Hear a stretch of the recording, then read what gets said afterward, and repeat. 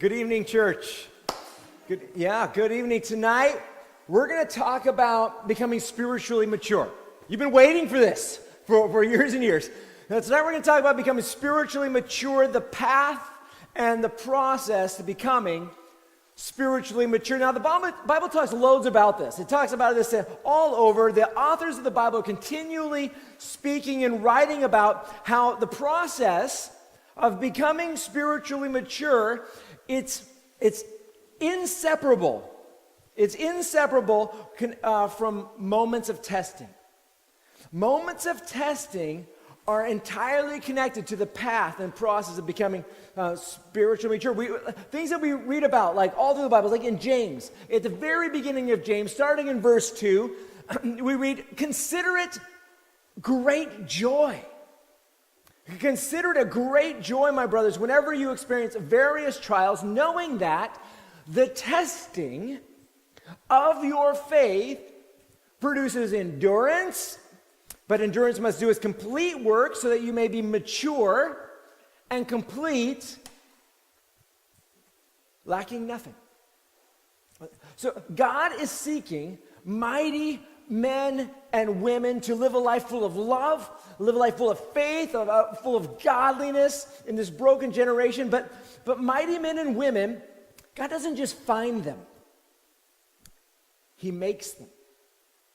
He makes them via testing and teaching and testing and teaching and testing. A few months ago, I spoke about this vision that I had on the 12th of October, where in prayer I was asking God about why am I experiencing such a difficult time? Why am I experiencing such intense pressures? Why am I experiencing so much pain and pressures that I'm still feeling now? And I told you about this, and if you were here, you remember, I felt like God gave me this image, this vision of me being this piece of coal in his hand.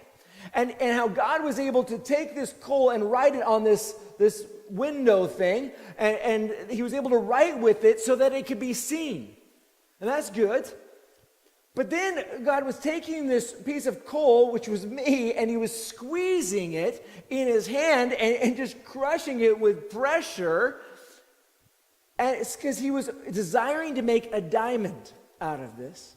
And then he took this diamond and he wrote on the glass the same thing, but this time, instead of just being written on the glass, it was etched into the glass permanently. And he's like, "Brian, you could be coal and I could write with you, and you could preach my word and you could proclaim my name to this generation, be seen, and that would be great. But that's going to fade, that's going to wash away. The kinds of things that I'm going to want to do requires pressure, requires crushing, so that your message doesn't just go out for a time or a season, but it's permanently etched in this nation, in this generation. I want to do more with you than the coal that you are, and so in order to do more with you, I need to apply pressure so that you become who I want you to become, so that you can proclaim what I want you to proclaim, and so that it will leave a more permanent mark." And I can testify to you. I mean, if you were here, you remember me talking about that vision. I can testify to you. I don't like being crushed. I don't like feeling pressure. It's brutal. But we can't become what God desires us to become without pressure, without testing. The pressures and testing are how we become strong and more mature. And sometimes we pass the test, and that's great, but sometimes we don't. Sometimes we don't. Sometimes we mess up. Sometimes we mess up so badly, well, under a testing process, we might worry whether there's any hope for us and for our future. Maybe we find ourselves in a season of messing up time and time again and have some epic spiritual failures and think like, is there any hope for me and my future? Well, we're going to talk about that because we're in a study of the book of John. And this week we come to a very famous story where Peter completely fails his spiritual test. Where he's completely bombing this test, and with the result that he denies Jesus three times. For Peter, this moment is so humbling. it's this epic failing moment for Peter in his life, and yet all four of the Gospels write about it. There are very few things in all four of the Gospels, but Peter and this humbling moment where he fails this test, it's in all four of them. And it's not because I think God wants us to know that Peter is a person too, makes mistakes, but I think he wants to remind us that there is no failure so bad that it can keep us from becoming the mighty men and women of God that he's calling us to be, that he's urging us to be, if we respond rightly and humbly, both when we pass the tests and when we crash and burn on the tests. Now, I'm way ahead of ourselves. Today. So we're going to back up. We're going to remember the context of the story of Peter denying Jesus. We're going to back up, but we're going to back up before chapter 18, and we're going to go back a few hours earlier in this day to the chapter 13. Same day, a few hours earlier, and we're going to see chapter 13. And we're going to pick up in verse 37, and the disciples are all at the Last Supper there. Jesus has already washed their feet, and Judas has left, and Jesus is talking. Well, Jesus says this, or Peter starts talking in verse 37, which is usually a mistake when Peter starts talking, in the Gospels at least. And he says, "Lord," Peter asked, "why can't I follow you now? I will lay down my life for you." Jesus replied, "Really?" Well, that's the short version. Jesus replied, "Will you lay down your life for me? I assure you, a rooster will not crow until you have denied me 3 times." All right, so the context of today is Peter knows that the testing is coming. Peter knows it's going to. Jesus has been very specific only a few hours earlier that same night that Peter's going to be tested and that he's actually going to fail the test. He's been warned. Jesus knows it's going to happen, and he knows that Peter isn't going to be able to stand in this testing moment. He knows Peter isn't ready for this. Now, when it comes to times of testing, we might not get as clear of a warning as Peter did. Sometimes we get that. I've had a few of those leading this church where God's given me a very specific warning about testing that particular day, something to be aware of. But we don't usually get that. But we do live with the general understanding and a general warning that testings are coming, to expect them and to consider them a great joy when they do come. Testing moments are coming. If you're taking notes, that's something to just know and expect. Testing moments are coming. Some of you are in a time of testing. Some of you are in a time of testing and you don't even realize that you're in a time of testing, because we're going to talk about how subtle times of testing can be, and sometimes we don't even realize them in a moment. Now, we can be scared by this idea about times of testing because they're usually not fun. Usually they might sound like or be like facing a moment that's going to require a sacrifice, where God's asking you to give up something, and you're wrestling with that. It just feels like so difficult. Or a testing moment where you have to follow God in faith, and you just don't understand, and you can't see how things are going to turn out okay, where you're not confident at all about the steps, and yet you feel like God's drawing you, and you're trying to take those steps. Sometimes you feel times of testing could be like an opportunity to return. Abraham, in the book of Hebrews, it says he was given an opportunity to return, but he didn't. He stayed on track. That idea of returning to the safe place. You started off following God in faith, but then you got worried. I mean, there's lots of ways that we're tested. Times where we're wrestling with doing what's right when we really don't want to. Where it's difficult, where it's scary, where it's unnerving. But the Bible keeps telling us to consider it a great joy. Consider it great, not because of the testing, but because of the opportunity. Because of the opportunity to make another jump in your spiritual maturity. To make another jump. So that's one piece of the context here. This idea of Peter knowing that the testing moment is going to happen. Now, not to give away the story again, but Peter is going to fail this test, and he's going to he's not going to pass this particular test. He's going to crash here. And there's two things that we can see here with Peter, two things that set him up to fail on this day. There's two things that we can see in his life that are going to set him up to fail. Those same two things, when they're present in our lives, set us up to fail our spiritual tests. One of them, here in this context, has to do with his confidence being misplaced. So I want to give you a warning about misplaced confidence. This is not a warning about confidence. This is about misplaced confidence. Peter feels pretty confident that he is in no danger of failing this test tonight. Peter says, I will lay down my life for you. Jesus is like, tonight, not only are you not going to do that, you're going to deny knowing me. You're going to deny being connected to me 3 times before the rooster crows in the morning. Now, Peter has a lot of confidence, and actually, Peter does end up laying down his life for Jesus. That day is going to come, but that day is not going to be tonight. He's not there yet. And I like Peter's boldness, but sadly, his declarations, his confidence about where he's at in his faith aren't matching his maturity yet. And again, someday they will. Sometimes we feel confident that we're going to follow God with all these in all the big ways, through all the big things. God, I'm not going to let you down in this. I'm going to follow you with all these big things. While at the same time of declaring, God, I'm going to follow you with my life, whatever you want, whatever the cost. At the same time, though, we find ourselves getting tripped up in the smaller things. Like telling the truth. Like forgiving people. Like purity stuff. Jesus, I will die for you. I will go wherever you want. But yeah, my fellow students or my coworkers don't really know that I'm a believer. But I will live my life for you.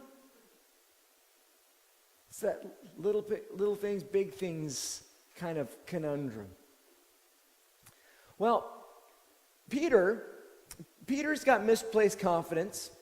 He's got the big things, but does he have the small things right in his life? That's one of his things. But another story that sets up his failure here isn't actually recorded in the book of John. It's actually recorded in all the other 3 Gospels.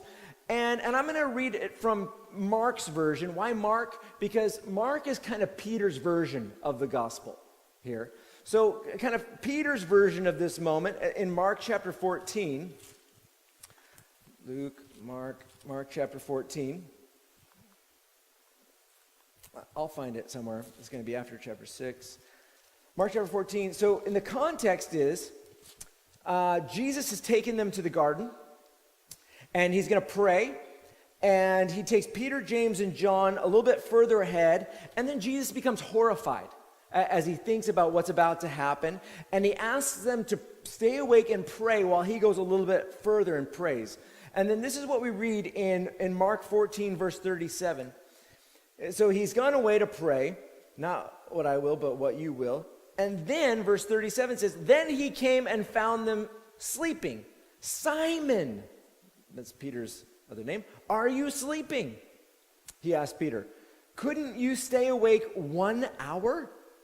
Stay awake and pray so that you won't enter into temptation. The spirit is willing, but the flesh is weak. Once again, he went away and prayed, saying the same thing. And he came again and found them sleeping because they could not keep their eyes open. They did not know what to say to him. Then he came a 3rd time and said to them, are you still sleeping and resting? Enough! The time has come. Look, the Son of Man is being betrayed into the hands of sinners. This is a warning about being unprepared. Unprepared. Unprepared. See that? Unprepared. Now, I know that walks the fine line between pure brilliance and totally stupid. I get it. But I'm living bold today, and I'm believing for brilliance, and we're going with unprepared. And that's Peter. That's Peter. Your prayer life is entirely connected to your preparedness for testing moments. It's entirely connected with your preparedness for testing moments. Little prayer, little passing. If you pray little, your success rate for passing the big test is going to be low. You're going to be caught off guard. You're not going to be in communion closely with God where he's giving you heads up of what's going on, giving you understandings of what's going on in your life. You're going to think you're suffering, but you're not going to be able to see what God's plans and purposes are for you and for this moment and for the big pictures. Mature Christians pray a lot. They pray a lot, but they don't become mature and then they start praying. No, along the way, mature Christians have learned that if they want to pass the test and to keep passing the test to become mature, then they need to spend time praying and seeking God and understanding what's going on in their life. And in order to be able to have the heads up to keep passing the test, they are learning godliness on the way to becoming mature. Comes through times of prayer. Prayer is just key to passing all the tests along the way. Now, I hate to say this out loud, but these last 5.5 years have been really hard on me. They've been really hard on me. Strong testings of many kinds, but again, I remember writing this on Friday. But praise God for them because of the dramatic acceleration in my own personal prayer life. Praise God for what he's done in transforming my prayer life these last 5.5 years through times of difficulties and pain. Okay, so Peter has been warned. He's been warned that the testing is coming. His confidence is misplaced. He is unprepared. He's unprepared. And then Jesus is arrested and taken to Annas' house for his first trial. Peter follows. And this is what we now read in chapter 18 of the book of John, picking up in verse 15. It says this. It says, "Meanwhile, Simon Peter was following Jesus, as was another disciple. That disciple was an acquaintance of the high priest, so he went with Jesus into the high priest's courtyard. But Peter remained standing outside by the door. So the other disciple, the one known to the high priest, went out and spoke to the girl who was the doorkeeper and brought Peter in." Okay, just a quick note here on this. It's believed commonly that John is the other disciple, the unnamed one. That's how he tends to refer to himself throughout this book. But then you start thinking to yourself, you wonder, like, wow, how is it that John is an acquaintance of the high priest of the nation? What's going on here? There is some amazing, interesting backstory going on here. And I don't have the answer to this mystery. Some people think, well, maybe John was part of the priestly family. And like he's a fisherman. How could he? Well, remember, we saw that the priests are only working like 2 weeks a year in the temple, and then they go home and they do their other jobs, whether it's farming or whatever, for the other bits of the year. Like maybe John's family is connected to the high priest's family in one way or another. But anyways, there's a connection there, and that's just really interesting. It'd be an interesting story, but it's going to remain a mystery for now. So John's in there. And then he wants to bring Peter in. I don't want you to miss that John's in there, he's in that courtyard, and he's going to bring Peter in. Verse 17, "Then the slave girl, who was the doorkeeper, said to Peter, 'You aren't one of this man's disciples too, are you?' 'I am not,' he said." Now you know how rhetorical questions work, don't you? Yeah, you do. Where you say a question and the words are spoken in such a way where there's an implied answer. We know what your answer is going to be. It's going to be yes or it's going to be no. When this slave girl, when she asked this question to Peter, it's worded in such a way where she just expects the answer is going to be no. She's asking the question, but she's just wording it in such a way where she's expecting the answer to be no. And Peter really over-responds to her question here. He responds strongly. I am not. Emphatically, I am not. I am definitely not. He says, uk emi, I am not. Just a fun little fact from last week. We saw that Jesus, when he was approached in the garden, he said, who is it that you're looking for? And they said, Jesus of Nazareth. And Jesus' response was, ego eimi, I am. Well, here, you don't belong to Jesus, do you? Uk eimi, I am not. Peter's like, I am not. I am definitely not. What a contrast. He responds strongly to this question, a bit defensively, and he lies. He just lies. Why does he lie? Is he in danger? No, not really, not yet. They aren't looking for the disciples. They were there in the garden. They let him go. They're not looking for the disciples. Peter is not in danger. He just wanted to be in the courtyard, where he just wanted to be in that courtyard, where he could see Jesus. And yes, he denies Jesus, but even more, he just lies. And this test is just so subtle. It's so subtle. He doesn't realize that he's denying Jesus. He's not going to realize this for quite a bit. He's just giving a little lie so that he can get into the courtyard. That's all he's doing. Just a little lie to get in the courtyard. He lies. He lies to get where he wanted to go. He lies to get where he wanted to go. Now, we'll talk about denying Jesus in a moment, but let's not miss this. He wants to be in the courtyard where he can see Jesus. We know that he can see Jesus. We know Jesus can see him because of that really creepy sentence in the book of Luke where Peter denies Jesus for the third time, and then Jesus turns and looks at him. We know that he's in the courtyard. He can see Jesus. Jesus can see him.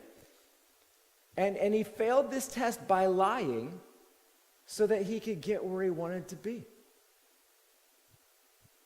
Where he could see Jesus instead of being asked. How many times have you failed, don't give me a number, have you failed God tests by lying so that you could get where you wanted to go? I mean, it just seems so small. Just a little lie now and then I can be there. Just a little lie now and I can have that. I can have all of that. If I just a little bit now and I can get where I want to go. Many of the tests in your life come down to a simple moment of truth where you will tell the truth no matter the cost, no matter the sacrifice, or you'll lie. Peter failed the first time by lying. I'm not a disciple of Jesus. We continue reading in verse 18. It says, now the slaves and the temple police had made a charcoal fire because it was cold. And really, it is. It gets cold in Jerusalem in the spring and in the autumn. When the sun goes down, it does get cold. They were standing there warming themselves, and Peter was standing with them, warming himself. Okay, now this is another fun fact for you. The charcoal fire here, where Peter is standing, where he can see Jesus, and more importantly, Jesus can see him, where Jesus is going to look and see him at this charcoal fire. The word here, charcoal fire only appears twice in the New Testament. It appears once here, and then once in John chapter 21, when Jesus makes a charcoal fire to cook breakfast when he's going to restore Peter from this moment, where he's denying him at this charcoal fire. I just think that's crazy. That's amazing. That in this moment, Peter denies Jesus 3 times, charcoal fire. Jesus turns and looks at him. Peter believes this is the last time that he's ever going to see Jesus, that he's ever going to see Jesus. Peter's going to leave. There's no record of him being at the cross. And yet, Jesus takes note, and he makes a charcoal fire to make this moment of messing up, this moment of failure, right. In just a few days, I think that's pretty great. It's pretty amazing. It's like Jesus is clocking what's happening and brings it back together. Anyway, so the story here focuses, Peter's made these denials, and then it's going to shift focus. It's going to look at the trial here. We're going to look at that next week. So we're going to skip the trial bit here, Jesus before Annas. And then we're going to skip down to verse 25 where Peter's going to deny him again. And then again. It says this in verse 25. It says, now Simon Peter was standing and warming himself. Okay, really highlight, it's cold here. They said to him, you aren't one of his disciples too, are you? He denied it and said, I am not. In other of the Gospels, it says they can sense, they can tell he has a Galilean accent.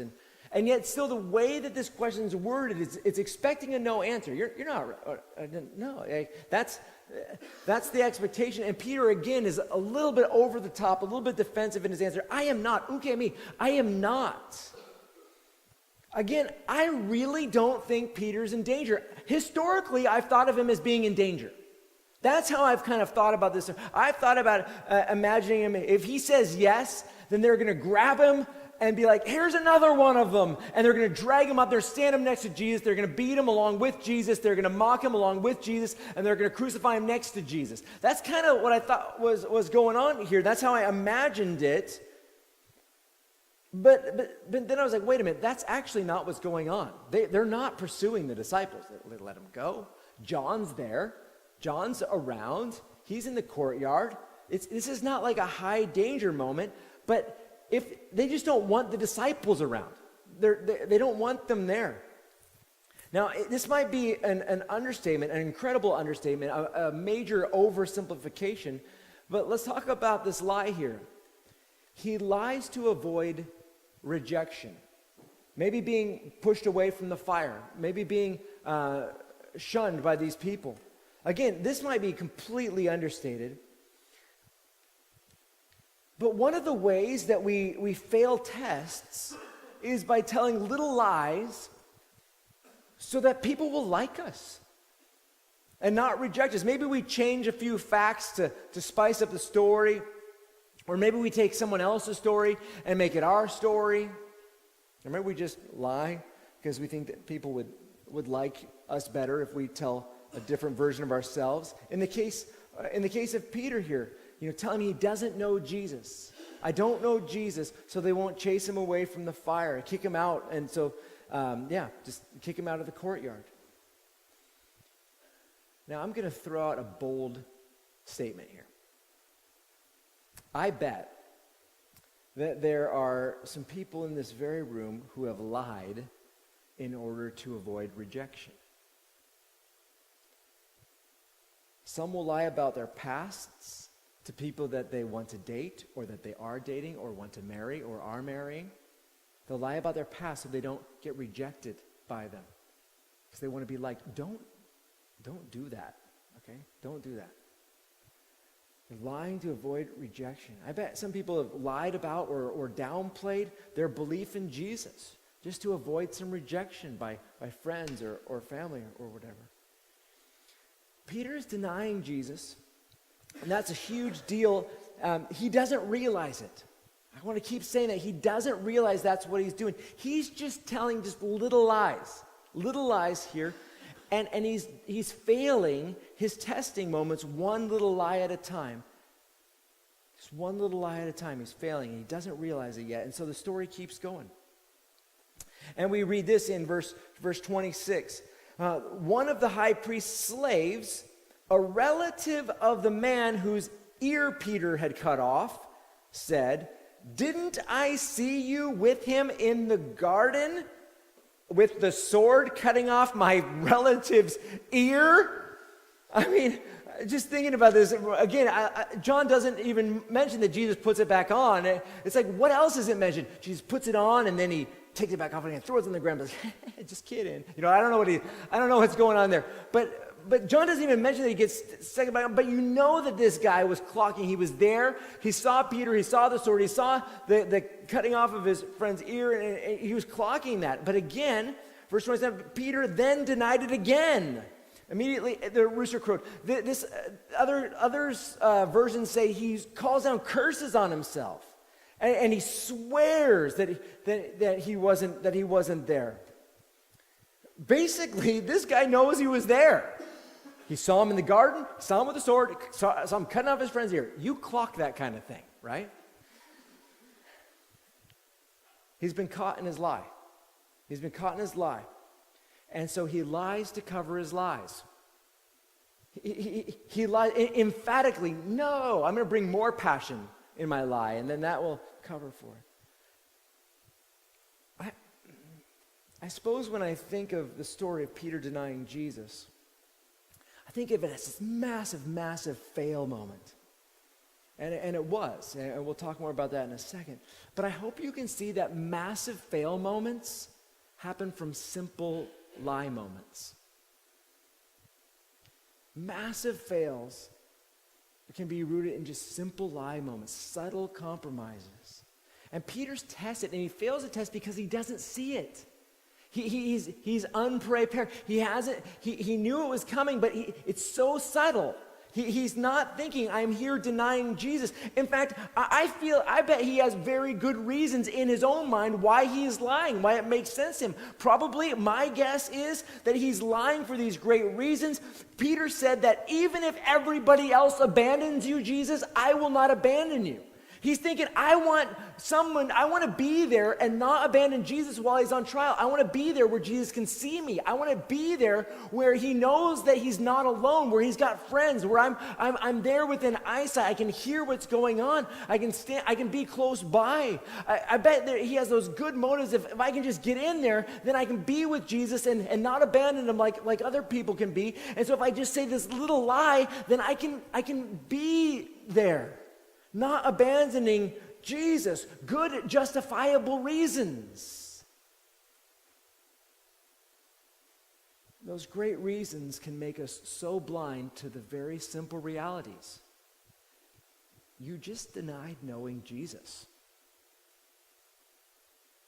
But I wanted to not abandon him. I wanted to be there. I wanted to be with Jesus.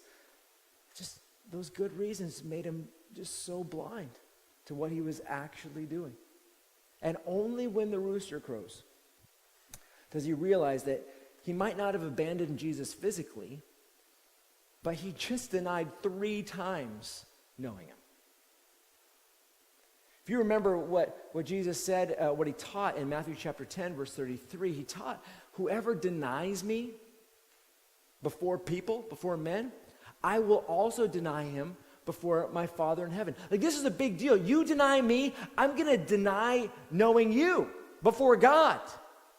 Peter's just done the very thing, this very thing, denying Jesus. And he didn't even realize he was doing it. It was so subtle, so sneaky. He didn't even realize what was happening. He wasn't being intentional about it. It was just happening.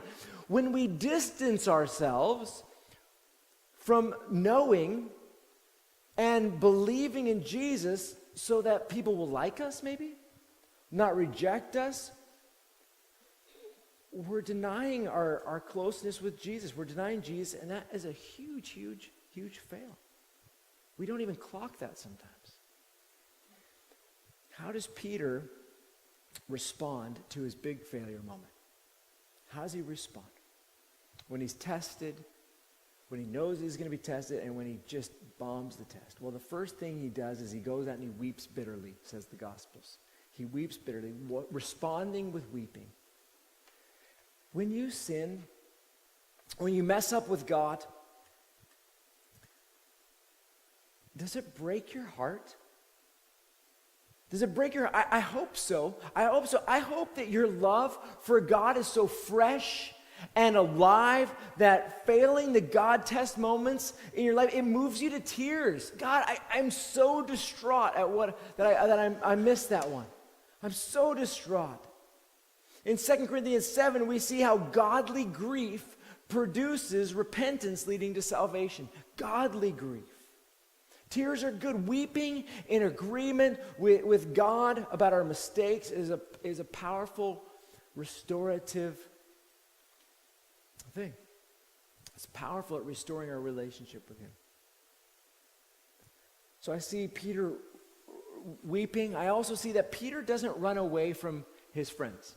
He doesn't run away from the other disciples after that. He could have been like, I blew it. I can't face my fellow believers. I blew it. I denied Jesus. I said I wouldn't. I said I would die with Him. I said all these things, but I ended up being I made a mistake in the moment. He could have run away from his fellow believers, but instead we see him staying with the believers all throughout the rest of the gospel and into the book of Acts. He doesn't leave. Responding by not running away from believers because of guilt. It's a temptation. Judas succumbs to that temptation. Judas feels guilty. He let Jesus down. He betrayed Him to the point of death. A big deal. But he leaves and he kills himself, believing there's no hope for his future. Peter failed. He denied Jesus, that big thing, if you deny me, I deny you. But he doesn't run away. He keeps going. And ultimately, Peter's restored by Jesus at the charcoal fire. And then he ends up leading the apostles at Pentecost and being part of leading the early church in those days. Sometimes, when we fail, we're tempted to stop believing that there's hope for us, or that God or God's people, they don't want us around. We've messed up. We've messed up, and we stop believing that there's hope for us in our future, and maybe we just feel like we just want to give up on church, on Christians, on people, because we've just messed up. Friends, I love to say this. I love to say it over and over again, just reminding us that there is always hope for you and your future. There's always hope for you in your future through any failure, through any mistake, through any lie, through any crash. There's always hope for the one who humbles themselves in these moments of mistakes and who keeps going. Who humbles themselves and picks themselves up. Who humbles themselves and goes back to Jesus and said, I was wrong. Who grieves with Jesus about the reality. Who grieves and owns it in front of people and saying, I messed up. Who repents. There's always hope for the one who humbles themselves and returns. And we can't do this life without Jesus' help, without His grace, without His forgiveness. And it's humbling. It's humbling to mess up. But there's always hope for you if you don't give up. And instead, with humility, you go to Jesus, you agree with Him about your failure, ask for grace today, and amazing hope for tomorrow. Jesus really does love you. He saved you, and He offers forgiveness. He saved you at a great cost. And maybe you're here tonight, and you're just feeling like you're here after a huge failure. And maybe you're here tonight, and you're like, okay, it was a little lie, but now I see that's a big deal. And I've crashed on this one. Grieve it, but don't give up. Stay with God's people and go to Jesus for restoration. It is His joy to forgive and restore you. We're going to talk more about restoration in a few weeks when we get to chapter 21. But for now, I've got 3 challenges for you. Three challenges. Challenge number 1 is this: getting right with Jesus. Confession prayers about being quiet or downplaying your belief in Jesus around certain people so that they'll like you, so that they'll accept you. Just downplaying your joy, the joy of your salvation. Downplaying it. Say, God, I've been embarrassed. I've been ashamed. Maybe I've not lied about it, but I've been ashamed and I've stayed silent about it. Secondly, an honesty moment. Do you have a lying issue? No. Okay, do you have a lying issue? Give it a little bit more thought. Give it a little bit more thought. If so, go to Jesus, repent, and make some restitutions or resolutions about being a man or woman of truth. And thirdly, are there some lies that you need to humble yourself and correct with people. Maybe you're hearing like, oh, I do not want to do that. That's humbling. Right. There's some lies maybe that you need to humble yourself and correct with people. I think it's time.